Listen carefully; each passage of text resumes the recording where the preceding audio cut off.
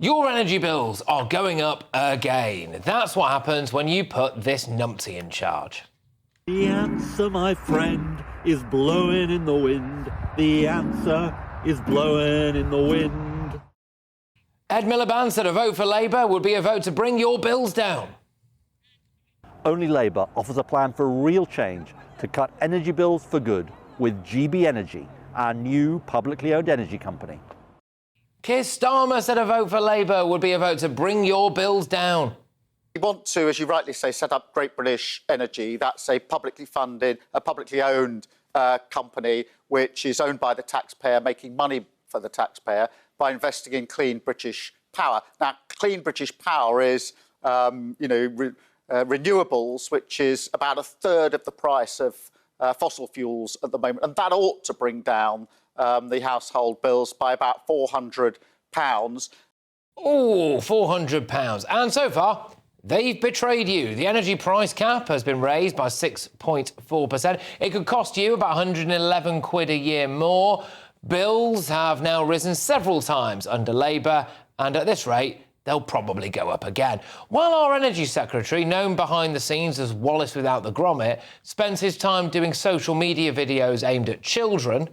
2008, Barack Obama has been elected President of the United States. Usain Bolt is breaking records at the Beijing Olympics, and Batman is dominating at the box office. And I'm the Energy Secretary. Yes, like Batman, I've returned.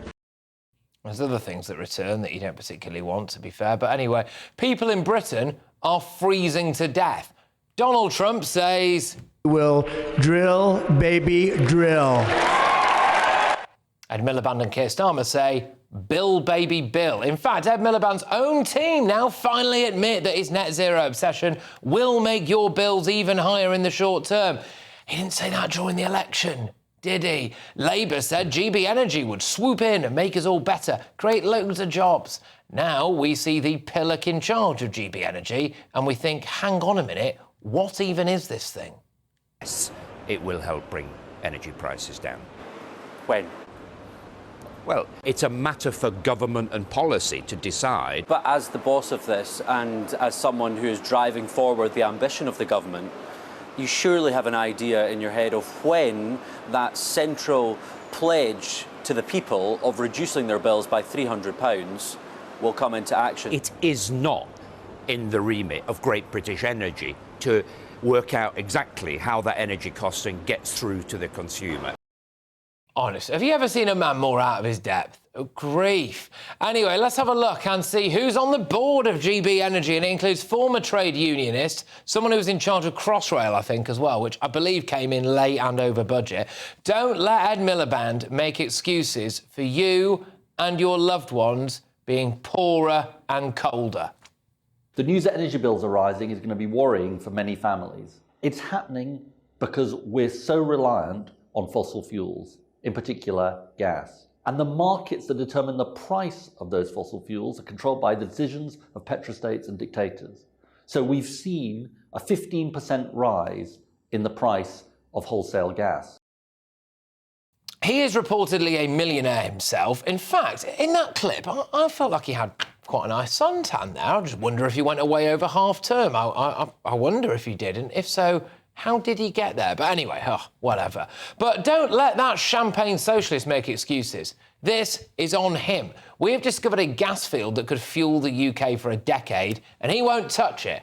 Instead, he's going to get wind farms from China, despite the former MI6 chief warning against it. Ed Miliband holds the rare accolade of being a rubbish energy secretary not once but twice, and also being one of the worst people to ever run for Prime Minister. His entire professional life has been one of political failure. He has failed upwards. He said that he's freeze your bills. The only thing he's freezing is you. Let's get thoughts to my panel this evening. We have GB News presenter Alex Armstrong. We also have senior reporter at Guido Fawkes, Ellie Wheatley, and political commentator and journalist Jonathan Liss. Alex, I mean, surely Ed Miliband has to shoulder some of the responsibility here, whilst your bills are going up again and again and again, aren't they? Yeah, I mean, the problem I've got with this, Patrick, is it's clearly a choice. You highlighted that gas field, which I believe could fund the entire UK's gas supply every single out of it for 7 And bring jobs to Lincolnshire. And bring a massive amount of capital, jobs and everything else. And he's choosing not to do it. They're just ignoring. We're sitting on it, right? We're just ignoring the fact that we have this incredible resource. And instead we're going with this expensive carbon capture plant, which is going to cost us the same size as the black hole, £23 billion. You are being forced to suffer for net zero zealotry. It's pretty clear to anyone who's seeing their energy bills go up. And you've also been lied to, because that manifesto pledge was pretty crystal clear. Ellie, what's your view on this? I mean, do you think that Ed Miliband has just basically conned us? Yeah, well, I think this is just another example of net zero not working, not being affordable, not being achievable. Analysts today pointed to the fact that, low wind power contributes towards this. We rely on imports, etc. We've just concreted over our last UK shale gas wells, which Lord McKinley, the bionic lord, said it was Ed playing into Putin's hands. Last month, we were on the verge of blackouts because there wasn't enough wind or sun to produce energy. And meanwhile, last year, bill payers paid £1 billion to wind farms to switch off turbines when there was too much energy because the national grid didn't have the capacity to hold it. So it's complete farce.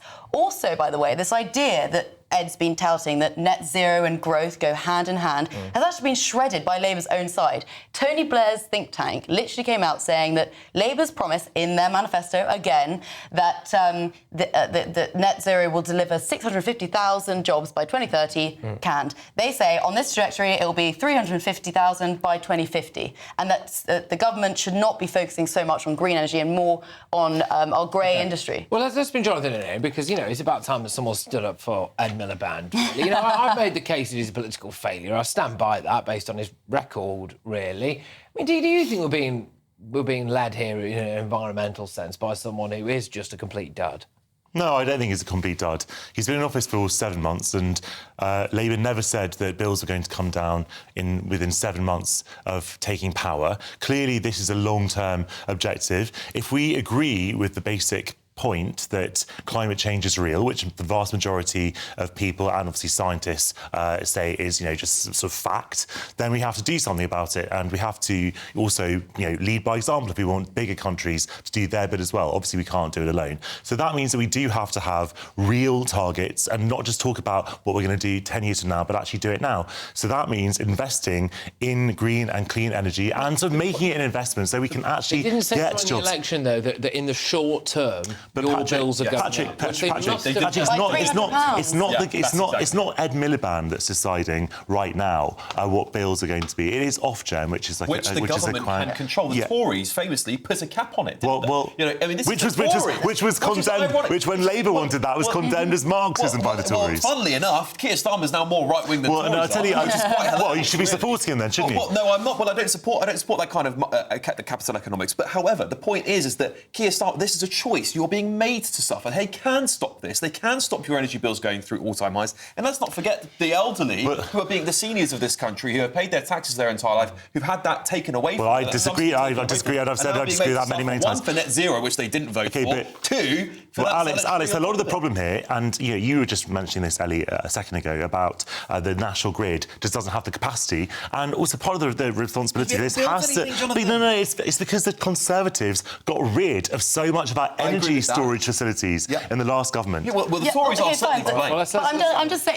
it's very difficult to think that we can achieve 95% net zero now, because obviously Ed has backtracked on that. But in 5 years' time, or was it 4 years' time? Yeah, 4 years. It's impossible. How's that going to happen? And by the way, there is a sort of war in the cabinet at the moment going on. Net zero versus growth. You had Reeves and Starmer obviously expanding the Heathrow Airport, which Ed famously is vastly against. Now there's Starmer and Reeves are looking to give the green light to the two of UK's biggest oil and gas projects, Rosebank and Jackdaw. Again, Ed is not happy about that. Yeah. So they have to, give something, because when voters see their bills going up, they're not going to vote them in again. By it. I'm sorry, but Ed Miliband is not touched by it. So, reportedly a millionaire. I think he has a very nice life, a very comfortable life. He could probably... And also, if he does have a second home, we will be paying, no doubt, for the heating in the second home, as we are doing for several other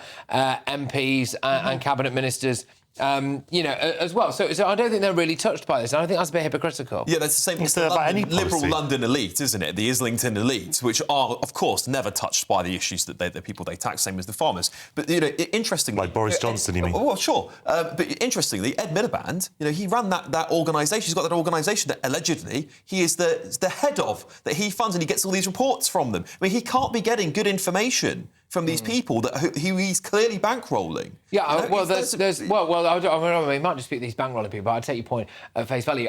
Look, I think this is quite astonishing, really, because there was a clip that we played in the 9 p.m. anyway, which was Keir Starmer talking about how Labour has a fully costed plan to freeze your energy bills. Labour has a fully costed plan to freeze your energy bills. And now they are in power. There will be people, Ellie, who voted for the Labour Party specifically because they thought that Labour were going to bring their bills down. And here they are, they're going up again. Absolutely. I mean, this is also just a string of U-turns that Labour have made. Yeah. I mean, again, they basically won on a lot of sort of lies, as it were. Not taxing working people. As we've seen, the NICS hikes is actually directly impacting working people, etc.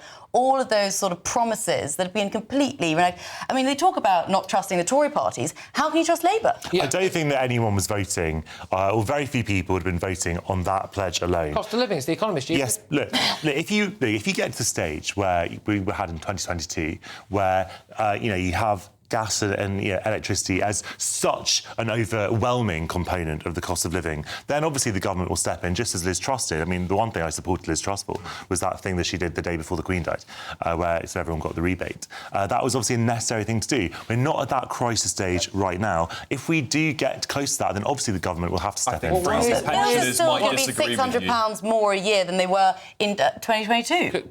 Before the Ukraine crisis. Can I just ask, why is Labour, and Ed Miliband specifically, and Keir Starmer no doubt, so obsessed with making sure that we are self-sufficient, energy self-sufficient, but they're going to hammer farmers and put us in a situation where we're going to have to import our food? We might be, in the time of a great war, we might have enough solar panels to keep the lights on. We won't have anything to eat, will we? Well, I don't think that most experts say that this is not going to affect food security, the inheritance tax issue. And you can disagree about the remit of that or the limits of that inheritance tax policy, but really that's to close a tax loophole, as we said, about people passing on land that they didn't buy to produce food with anyway. So food security, obviously that's a long-term goal of the country as well. We import a lot of our food. That's not going to change anytime soon. OK. Just when it comes to the credibility of this Labour government, just to round us off here on this particular one, I think it takes quite a lot of brass neck, actually, for Ed Miliband to come out and keep releasing these TikTok videos and whatever else he's doing, talking about how, green energy, we're going to create loads of jobs, we're going to do this, we're going to do that, we're going to bring your bills down. And then time and time again, he has to come out and release a video going, sorry, your bill's going up again. I'm sorry we haven't created any jobs yet. I mean, they've actually made more people, significantly more people, to the tune of thousands, unemployed as a result of their net zero policy so far than they have actually created any single jobs. Well, it's complete. Must be deeply embarrassing. Any reasonable or honest politician be embarrassed to roll themselves out election campaign and 14 years of opposition saying we're going to do this, we're going to do that, we promise you can make this country better, only for things to get worse while they're in government when they can do something about it. I think that's what really upsets average British people. They just see what you promised versus what you deliver. He's got the classic posh bloke sense of entitlement, Ed Miliband. Why should he have a job? Why does he have a job? He's been useless. He didn't go to private school. Edstone. Yeah, you know where that is now? It's in a pub garden in Kensington. Yeah, and the guy who made it, what's that got to do with legacy? The guy whose idea that Edstone is now in the Treasury, just so you know, he's the minister, which is great because he's full of good ideas. How on earth is this guy? I was more upset about the cut immigration mugs, to be honest. That was what really he's got a proven track record of failure, and this guy stands up and we're expected to listen to him. I mean, seriously, how many flights has he done recently as well? I mean, it's absolutely shocking. Well, he's a government minister. He has to travel. He went to Brazil to talk about net zero. He could have zoomed in. Come on. Well, he wasn't going to take a boat, was he? I mean, if you really believe in it that much, you're willing for the British public to suffer. Well. Yeah, you go, maybe we'll do a Zoom call, guys. Anyway, right, OK.